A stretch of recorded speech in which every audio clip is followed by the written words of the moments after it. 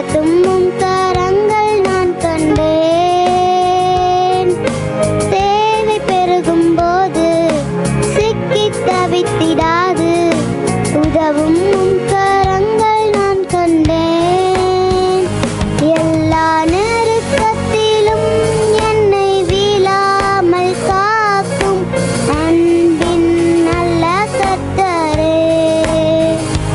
எல்லா நெருக்கத்திலும் என்னை வீழாமல் காக்கும் அன்பின் நல்ல கர்த்தரே. ஆயிரம் ஆயிரம் நன்மைகள் அனுதினம் என்னை சூழ்ந்திட கிருபையும் இரக்கமும் அன்பும் கொண்டீரே.